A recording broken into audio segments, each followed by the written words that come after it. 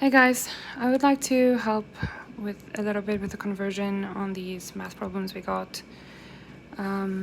Basically, we're going to focus on getting from grams to milligrams. I think that's most people's biggest problem. And then we'll use the formula to do a problem and see how it works out.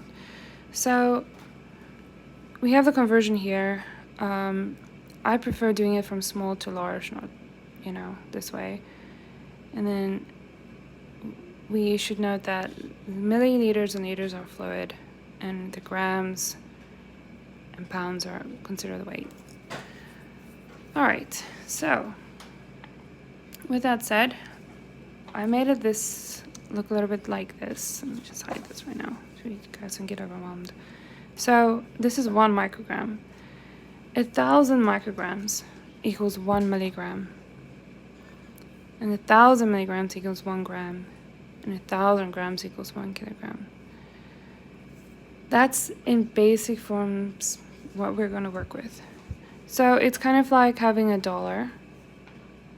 Let's do $1. And then dividing it into quarters. That's 25, 25, 25, and 25. Obviously, 1 quarter is going to be 0.25. All right? Well, dollars. So basically, if you have, for example, you have 0.6 grams, that's going to equal, so I want to times with 1,000 because I want it in milligrams. But times with 1,000 is actually getting smaller. So 0.6 milligrams and will be times 1,000 is going to be 600 milligrams.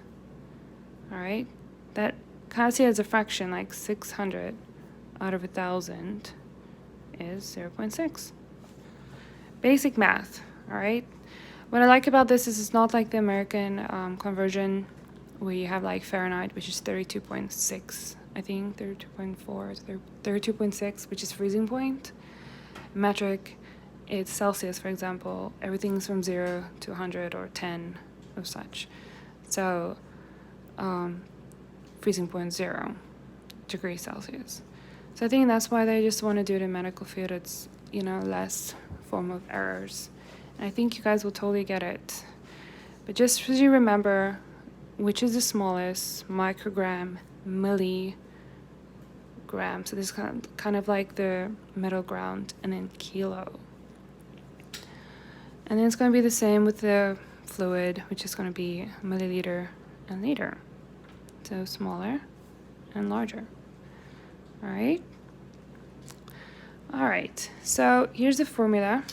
I kind of did it this way. It makes me think of Dairy Queen. See? DQ. It's dose of a quantity and dose of a quantity. Dose what I have of a quantity what I have. Dose what I want of a quantity what I want. Or like they say, desire. So this is basically just the standard form, and they equal each other. All right, so with that said,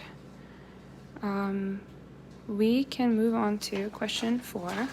I kind of did it a little bit here, so let's go there. I wrote it down so I don't have to keep flipping the page back and forth with calculations. All right, so the question 4, for example, goes the order, which is desire, which, what we want to give, and this is available what we have on hand. So I would suggest with this, since they're different, we should convert first, and then we just do the basic math that follows. So instead of doing here where you add the inverse and everything, I would suggest convert first, and then you do the cross multiplication like they said. So we're going to take the grams, and we're going to turn it into milligrams. So get from grams to milligrams again. 1 gram equals 1,000 milligrams. So that should be 0.5 times 1,000 to get to the smaller number. All right, so that would be 500 milligrams. And now that we have this, what we have on hand, and what we desire to be equal, now we can use the standard formula. So D over Q equals D over Q. And I'm just, simplifying what they're saying. All right, so that would be, what do we have? We have 250 milligrams per 5 mol. Now, note that on page 1, they have 2 rules. They said that the dosage must be the same as the measurement. So that means if it's milligrams, it's going to equal each other. If it's time, it's going to equal each other. If it is whatever, they have to equal each other.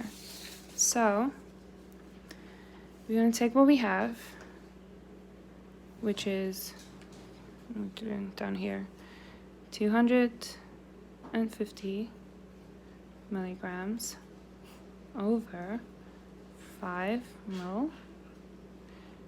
Remember, they equal each other. So, and then what we desire is going to be 500 milligrams over, well, that's what we're looking for. Therefore, we're going to cross, and it's going to end up looking 250x equals 500 times 5 is 2500. So x equals 2500 over 250, and that should give us 10 milliliters. All right, so if you have to convert first, I suggest converting first. Get from small to large and large to small. If we wanted to know this was X, and we had 500 milligrams, all right?